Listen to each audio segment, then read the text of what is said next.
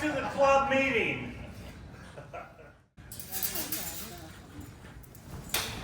Okay.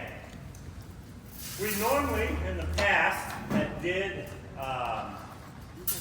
we voted on our new president, vice president, secretary, and treasurer. And we had arms, whatever, but I think we're going to pass that up. But anyway, we are voting on president, secretary, and treasurer. We have a nominee, basically, me. If there's somebody else wants to be president of the Bee Club, speak now or forever hold your peace. All in favor of Lonnie? Yeah. Aye. Aye. All opposed? You're it.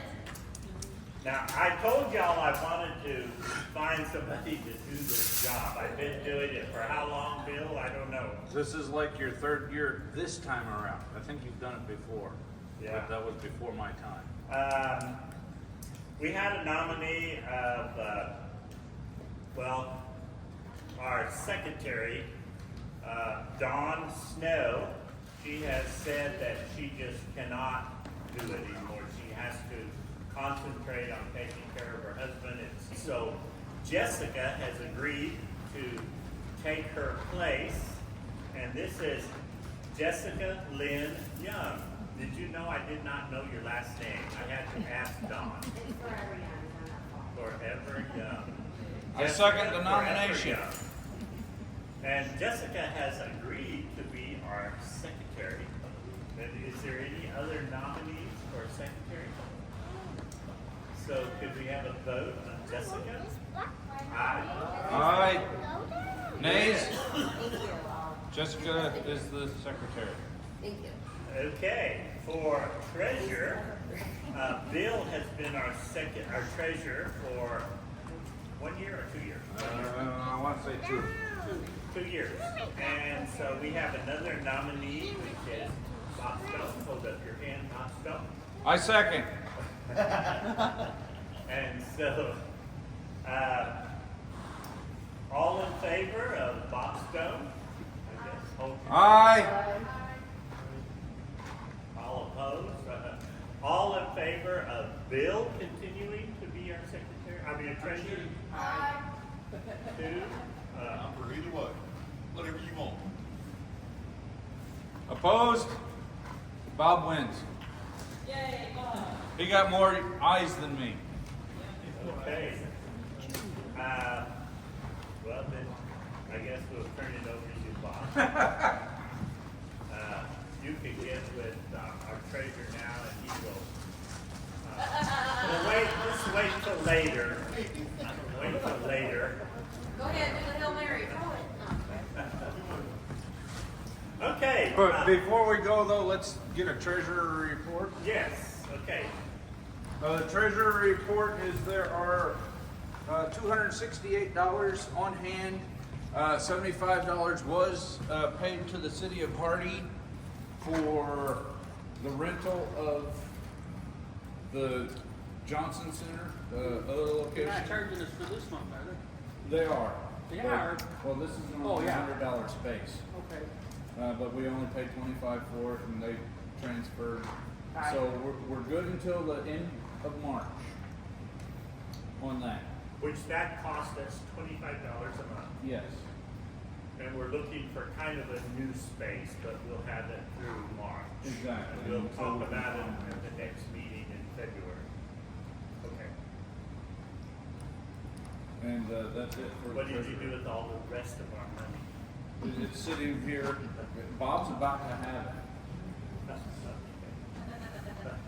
All $268, $248 and a $20 check. Thank you very much. It does a checking account or anything? No. Thank you for taking care of that for us, and, It took me almost a year to get it all transferred over to me. okay, we was talking a little bit about I talked to different ones. How's your bees doing? Bob, how's your bees doing? Not good. Not good. Have you lost some since I fall? one, Is it way too light? I put the feed in. I definitely lost one that I know of. I had checked it, there was no bees flying on the entrance on a nice warm day back in, early December. And so I took the lid off, and so I thought, well, I'll go back and pick it up, bring it into the barn. Next thing you know, my wife comes, Lonnie, the wind blowed the lid off of the hive, and I already hit up. She said, I put the lid back on, but it was a dead hive. So it didn't matter anyway. So anyway, it's still sitting on the stand. It's a dead hive. Anybody else? Who else?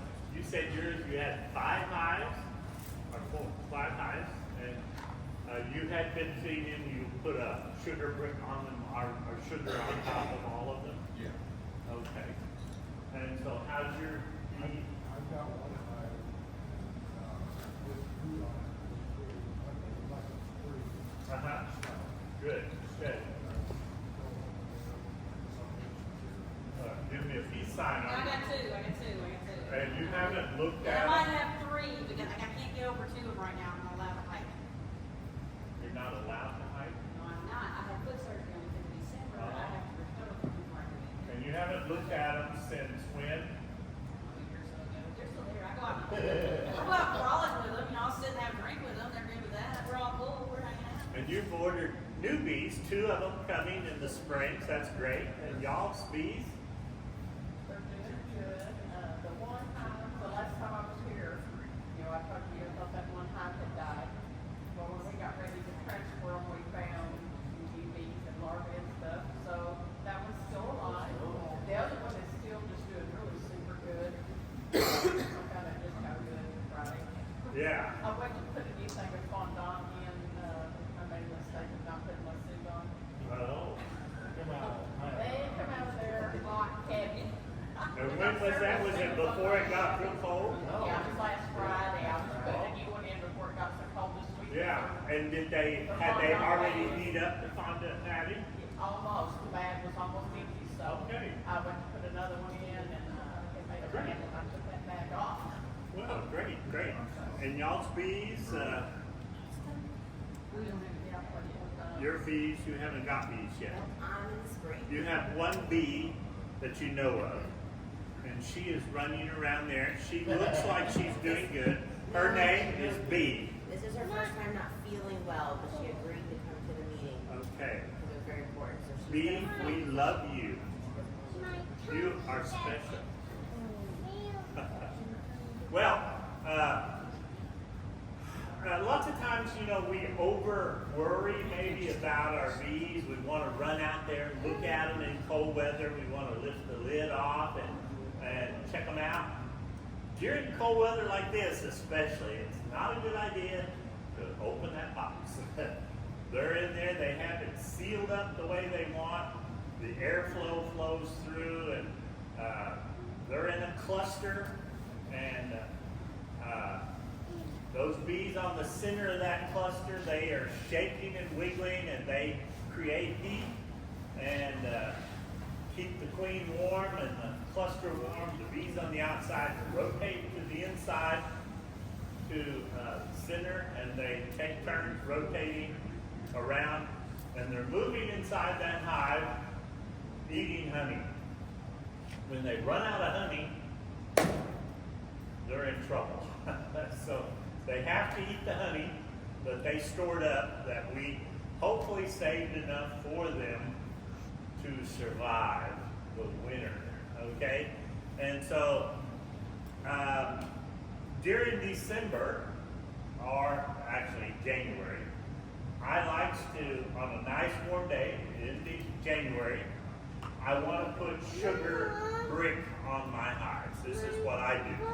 And so most of my hives are 5-frame nucleus colony, and I have a double 5-frame nucleus colony. I say it the old man beekeeping method that I have sort of over the years created. I've been doing this since I was 19. I'm 70. I think I'm going to turn 70 in the next day or so. So I've been doing bees a long time, and I have done 10-frame hives and I've had 10 frame hives stacked up like this. I don't pick up those supers or those boxes anymore like I did when I was a youngster. I remember picking up double 10 frame hives, putting them in a truck and hauling them to Oil Trough in Newport and trying to get a honey flow off of the soybeans. And I only use 10 frame boxes, and or 10 frame deeps. I don't do that anymore. My 10 frame boxes that I do have, I use shallow or I use a medium honey super. And I take 5 frames at a time into a box, and then I take another 5 frames, and I don't pick up the whole thing anymore. So my 5 frame nucleus colonies, which is basically, 5 frames, and they're stacked up. Sometimes they'll be stacked up 4 high. The only problem with the 5 frame nucleus colonies when they're stacked up, they can get a little tipsy this way. And so you have to be careful with that. And so if I can, I put a strap across my stand, or I sit them way down, a fence post up against them where they don't tip over or anything like that. So anyway, this is a shim. Has anybody ever used shims? Okay, this is basically a 5 frame box that it was rotten somewhere, and I cut it down into this size here. We call it a shim. So we put a shim on top of our box. Our 5 frames are down below. And so this gives us a space up above here to put our sugar brick or fondant or whatever, how you're going to feed your bees. So, who has never made sugar brick before? Boy, this is your lucky day. Okay. I'll shoot come up here. Your name again is Ron? Yeah. Okay. Normally a 4-pound packet of sugar will pretty well sustain a hive until spring. We're talking about from January here till March. March, we're going to have warm weather. So, so open that up and pour that into this container right here.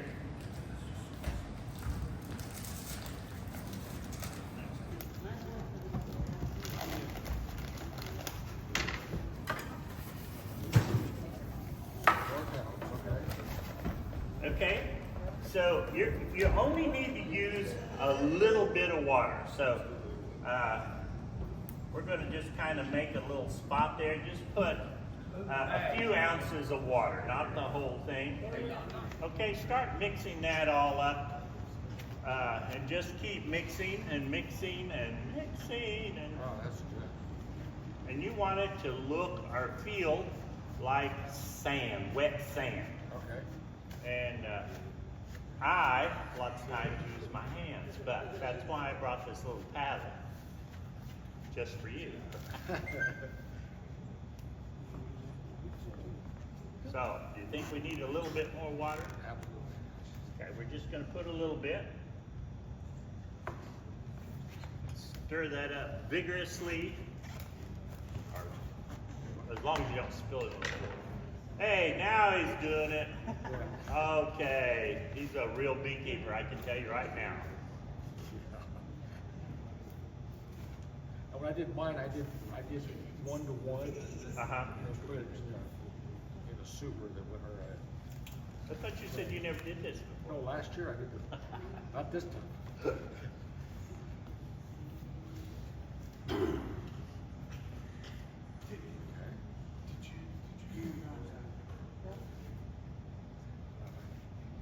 And it's okay if it's a little bit kind of, not necessarily soupy, but just kind of moist sugar is what we're kind of wanting to create here. Just feel like wet sand. Okay. Feeling like wet sand? Yes. probably one of the simplest. I'm surprised how it mixes so well.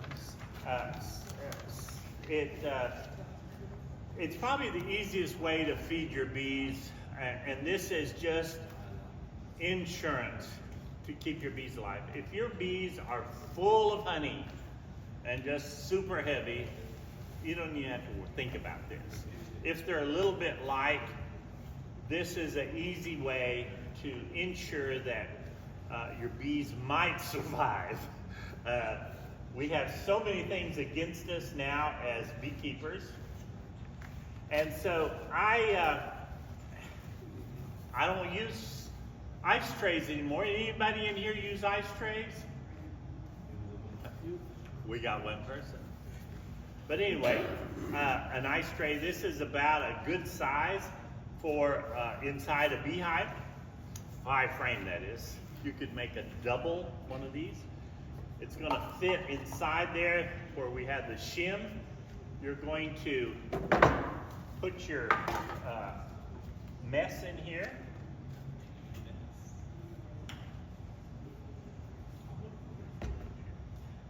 We're going to spread it out there. We're going to pack it in there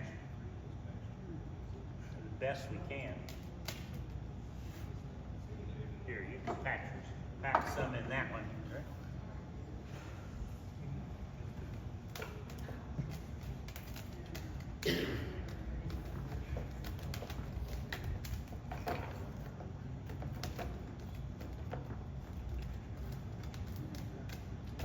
Pack it all.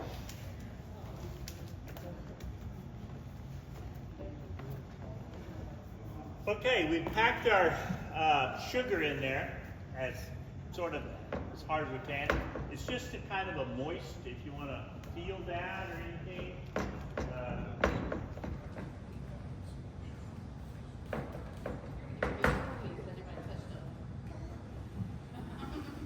Really?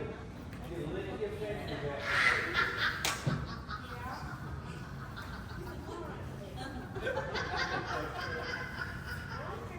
Sugar, she don't care. Y'all ain't never picked a sucker up on the floor, hated when you were a kid. Go on now. And so we have that in there, just packed in there real good.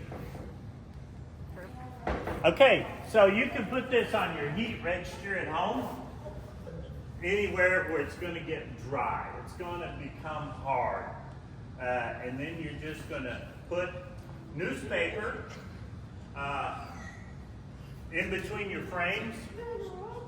And then you're going to dump this little brick onto your frames, but right on top of your newspaper. So you're going to leave a strip of newspaper open on the front or back, wherever. I always take and leave a little bit. I punch a couple of holes. You give So, them the tonics or the news section? You don't want to press them. huh?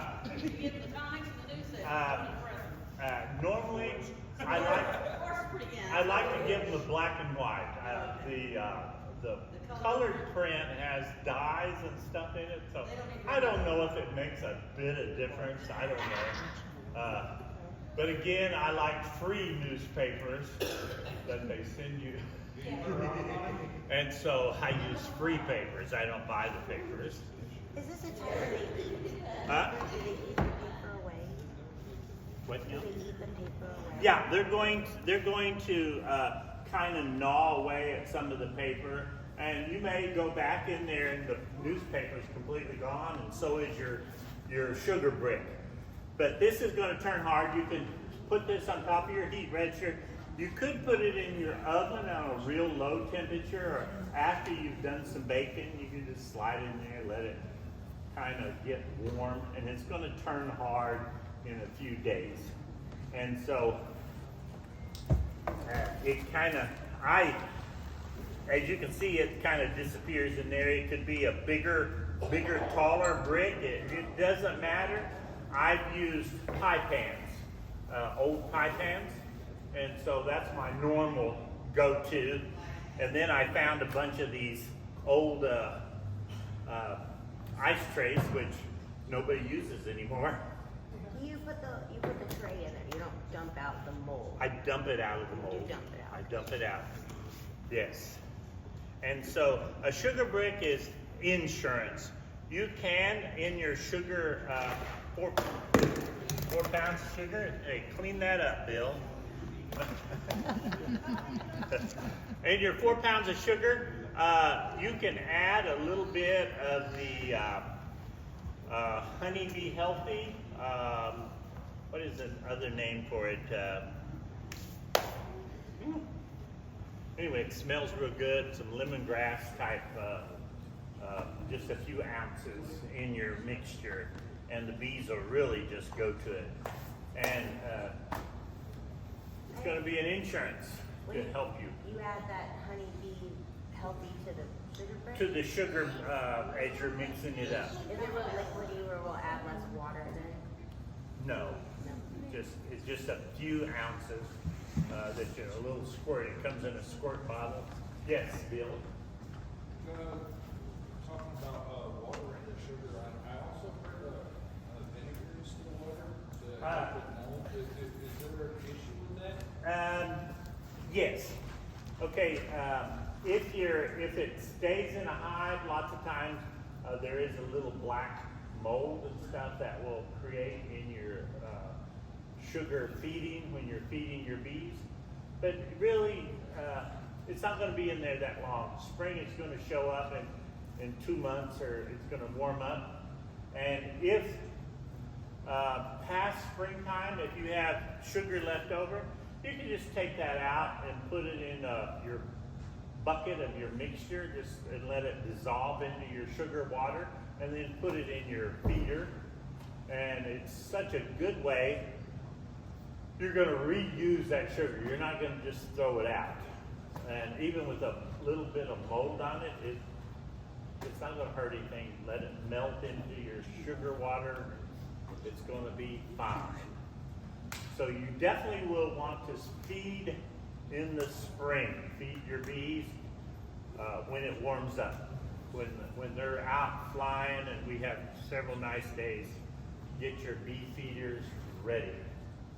And sugar brick is really, really good insurance. How many has ever done this? Done it like this?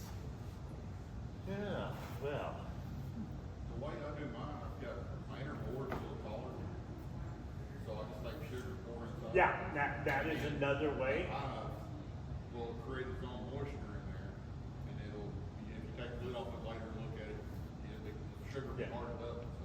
So the sugar brick is maybe just, in my opinion, a little bit better than feeding, just pouring the dry sugar on top of your newspaper or on your board. And I personally don't use inner covers. I use a piece of this insulation, I don't know what it's called, a bubble wrap insulation. And instead of using inner covers. And so they stay warm, they got plenty to eat, and hopefully our bees are going to all survive. Any questions on the sugar brick feeding? Boy, you guys are good students. I have a question. Okay. When you were talking about the newspaper, I got a little distracted. I'm sorry. Okay. Can you go over again what you're doing with the newspaper? Okay. You try to get a good read for the bees where they have something to read. They like comments. Dye free. Yeah. So anyway, you put that in your hive on top of your frames, and then you have a shim of some kind, and you're going to put your brick. It's going to be hard if you did it that way. If you didn't, and it's just like this, you want to put it on right away, you can turn it over and do it that way. And did you say you puncture holes or you don't? I use my hive tool and I'll poke 1 or 2 holes on that, and they come up through those holes into your sugar brick. And you'll find, sometimes you'll look and you think, oh, well, that sugar brick, they haven't done anything to it, they haven't ate, and it's turned in, they've got like a little cave, it's just a little hollow tunnel, in there. And the outside looks all just like when you first put it in, but they've ate all the inside out. and use that for food and energy. Okay, awesome, thank you. Okay, pretty well. In the spring, I don't really like using pollen patties. It seems like anymore it creates small hive beetles.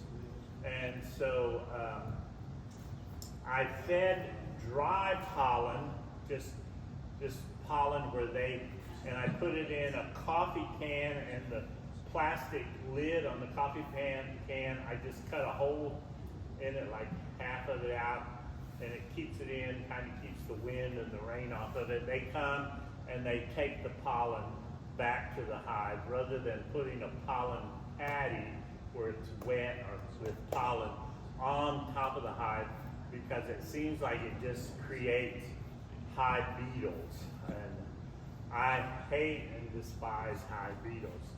The greatest sound is a hive beetle smashing underneath my hive tool as it goes pop, you know.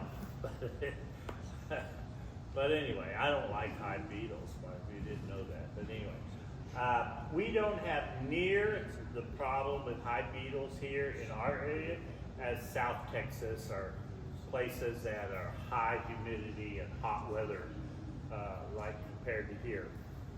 In Texas, where my son's hives are, it's just a constant battle with hive beetles. We have a problem here, pretty well spring with moths, or more problem in the fall with wax moths and destroying our hives. If your hives get weak, the moths come. They get weak, the hive beetles come.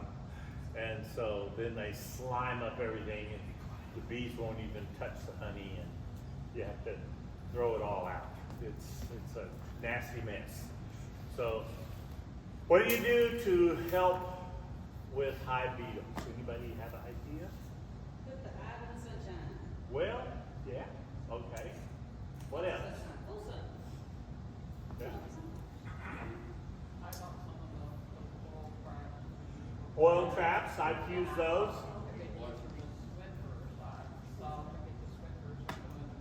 I like the Swiffer pads. When you're going to use the Swiffer pads, you want to try to get the unscented Swiffer pads. And you can put that in the corners of your hive, just one or two. You don't have to have one in every corner. And what happens is that hive beetle gets his little legs hung up in the hive, and it's stuck there, and hopefully they all die. How about the trial field? They put it in a trial and doing laundry. They were Yeah. they out diving doing. I didn't have nothing. I used one. Next day they were 6 or 7 lined up. Yeah, yeah. That's another good way. When I first kind of was introduced to the hive beetles, I never saw them, and we never had the problem when I started beekeeping way back a few years ago. CDs. CD case is what I'm trying to think of what it was. And I drilled some little holes in there for the hive beetle to go in, and I used roach, poison roach gum. But you don't really want to use that.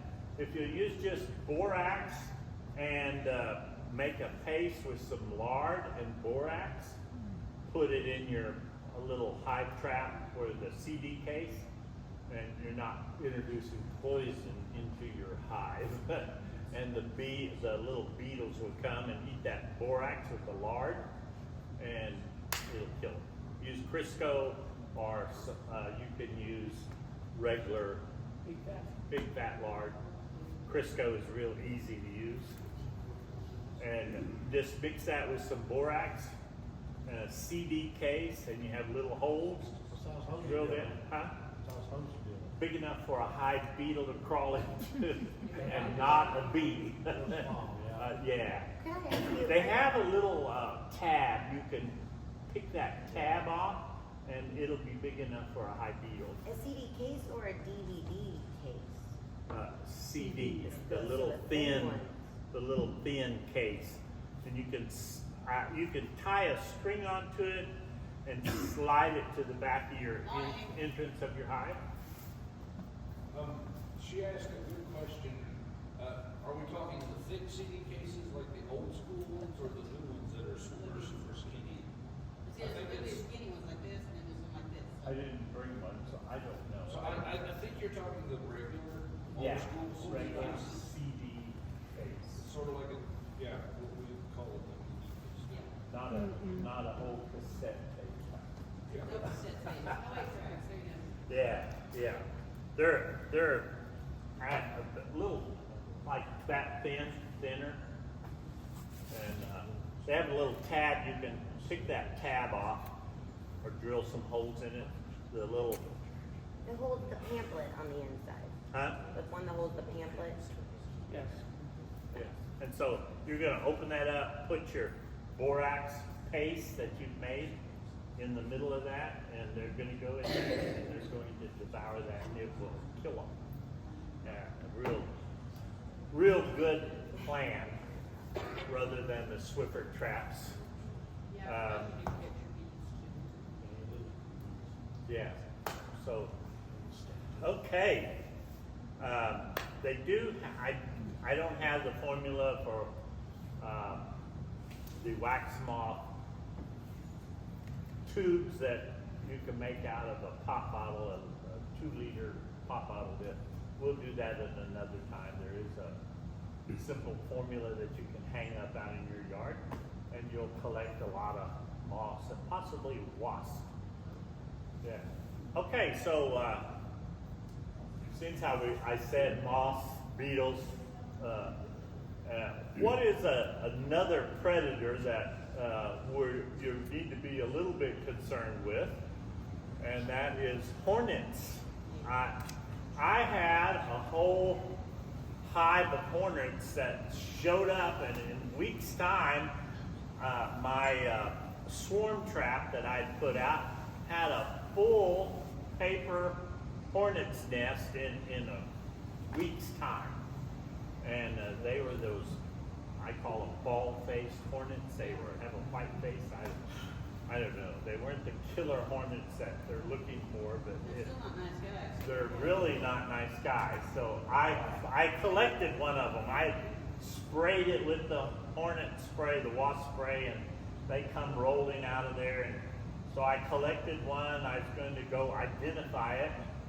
I put it on my coffee table, and it had been dead, I thought, all day long. I mean, all day. We let the dog outside. The wind blew, and it blew my hornet off on the floor. And I was barefooted. I stepped on that hornet after it was dead for 4 hours. It had laid there, and it didn't move, and I knew it was dead. Man, my foot was on fire where I stepped on that hornet. And I'm telling you, it was terrible, terrible. So I'll tell you another story with the hornets. So my son, he does beekeeping. He has 200 hives. In South Texas, he leases his bees out for tax exemption. So with Texas away, the property values have skyrocketed at ridiculous prices for property. They give you a tax exemption if you have, I think, 10 acres or so. You can get a tax exemption. You have goats, sheep, cattle, and honeybees is one of the exemptions. So he's wrote up different contracts, and he charges $200 a hive. They get a tax deduction. They come out and look and see if he does have some hives on the property. He leases them out. He takes care of the bees. They're his bees, and they accept the tax exemption for the property as a agricultural exemption. So it's kind of become a big thing there in South Texas and Houston area where the property values are crazy like. So he does a lot of cutouts for bees going into old houses and this and that. So he gets a call from a church, and they say, we have bees in our church steeple.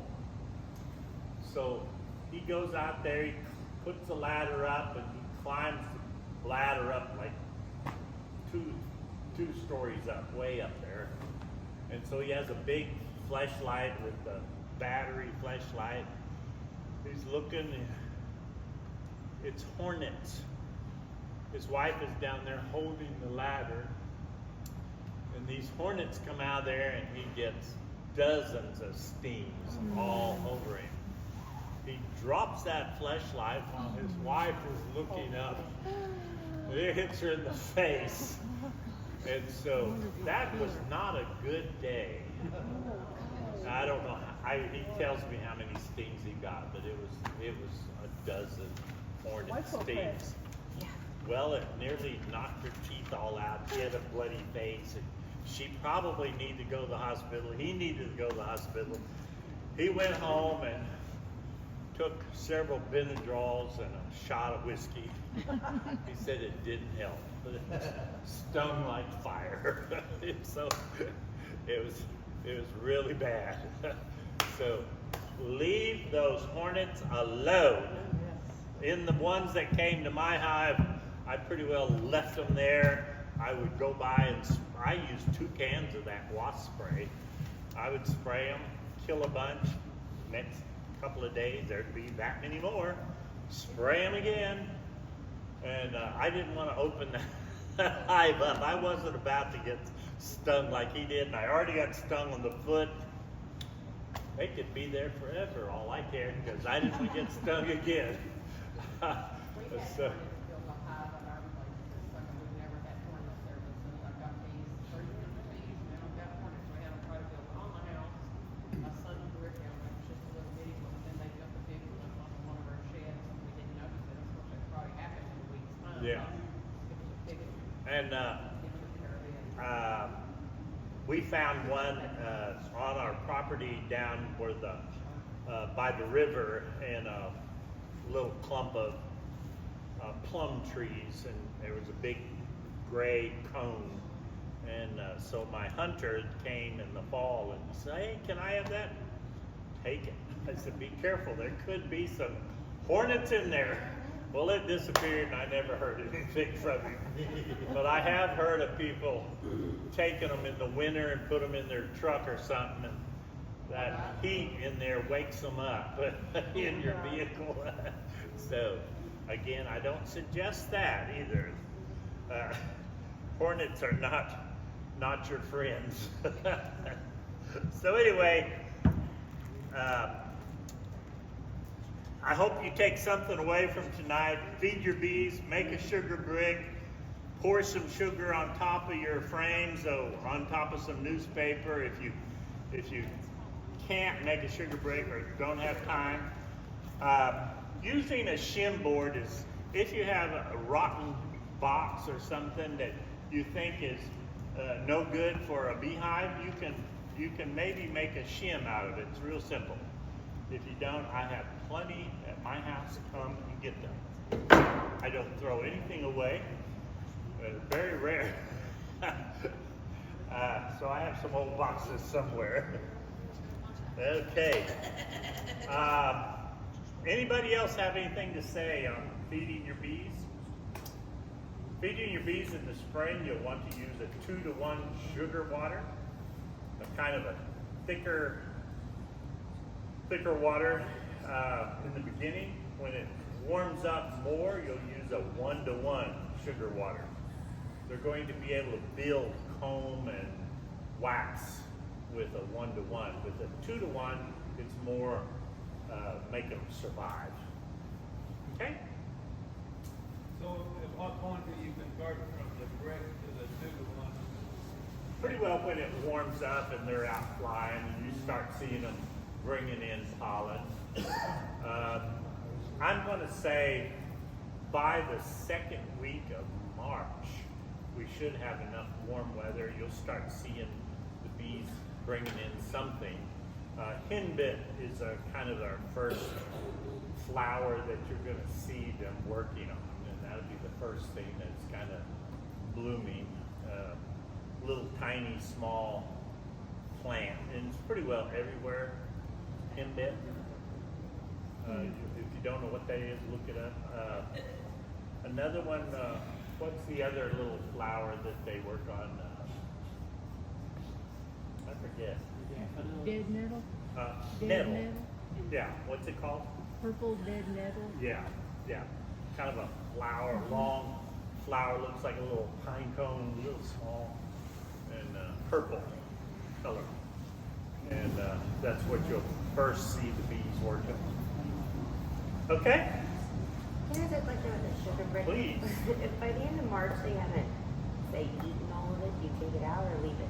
Oh, you're going to take it out and just dissolve it in water, hot water, and then you're going to use that as your feed for your bees on your feeder. Yeah. And we'll probably talk more about feeding your bees come March. And we'll be installing a package bees whenever Myron crop comes. And, It's not really. I'm thinking March. I wrote him down and I forgot what it was I wrote down.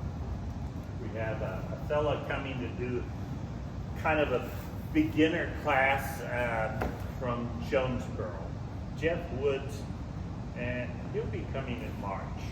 So Myron, March, and then John Z will be coming in May. So you don't want to miss any of those. Okay? And Jeff Woods is doing a beginner bee class? Yeah. Would that be a cool time to invite people Oh, to that'd come be try our, yes. our bee club in the Yes. community? And we'll post it probably. Very cool. You can actually feel the sugar brick starting to get hard already. Wow. Okay.